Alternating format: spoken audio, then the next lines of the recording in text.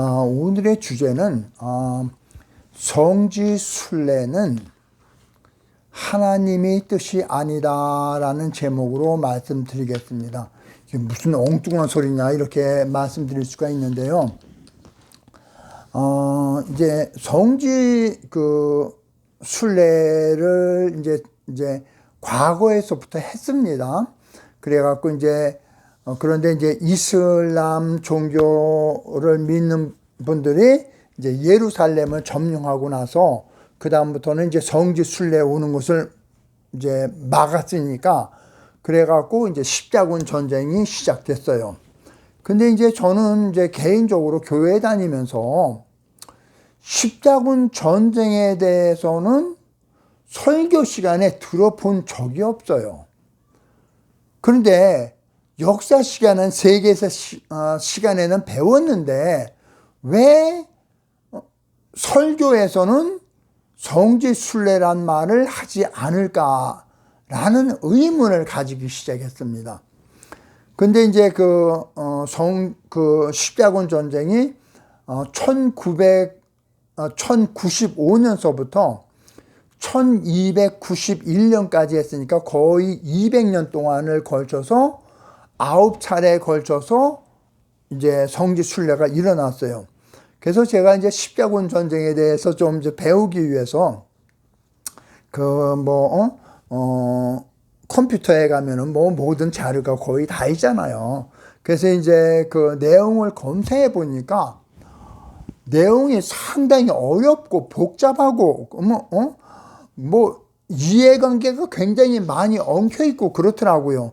그러니까 이 십자군 전쟁에 대해서 알기가 굉장히 어렵더라고요. 그런데 제가 여러 번 읽고 나서 내린 결론은 뭐냐면은 첫 번째는 이렇게 십자군 전쟁에 가서 좀 이긴 것 같아요. 어떤 데서는 비겼다고 그러고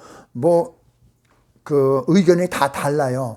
그런데 비록 뺏었다 할지라도 이슬람 종교 믿는 사람들이 다시 막아버리니까 그러니까 다시 또 하고 이렇게 해서 9번을 치르게 됐어요. 근데 이렇게 역사 시간에는 분명히 저희들도 배웠고 세계사에서도 나오는 중요한 역사인데 왜 설교 시간에는 이런 문제를 한 번도 목사님들이 언급을 하지 않을까? 이게 좀 궁금하더라고요. 그래서 제가 여러 번 읽으면서 생각을 했어요. 자, 그러면은, 종교를 믿는 사람들은 누구나 전쟁이 있기 전에 기도들을 했을 겁니다. 이슬람 믿는 분들은 알라라고 그러는 신에게 기도를 했을 거고, 기독교를 믿는 분들은 하나님 야훼에 대해서 기도를 했겠죠. 그런데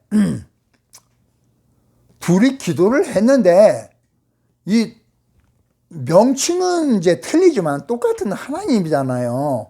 그러면은 누구 기도를 들어줘야 되느냐? 기도빨이 센 사람 기도를 들어줘야 되겠죠? 그런데 세상 종교에서 이슬람처럼 열심히 기도하는 종교가 있나요? 그러니까 하나님께서는 알라 하나님께서 야훼 하나님보다 이슬람 백성들이 기도하는 기도빨이 훨씬 좋았던 모양입니다. 그러니까 이슬람의 기도를 들어주시고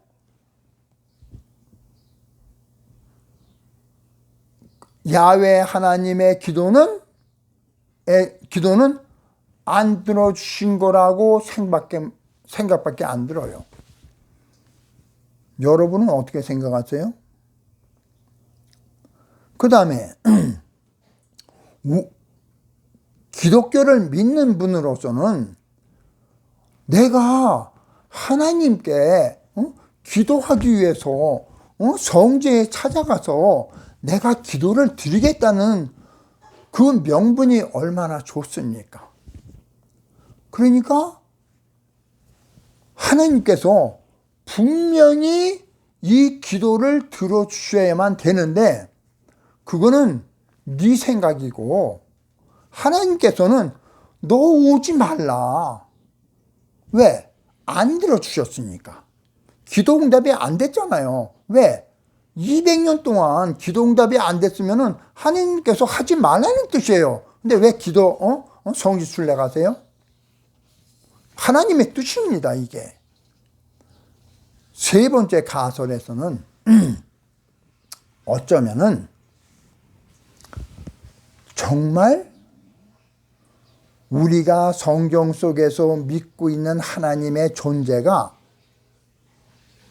실제로 존재할까? 라는 퀘스천 마크도 있습니다. 우리는 정보의 홍수 속에서 십자가 전쟁 같은 거는 분명히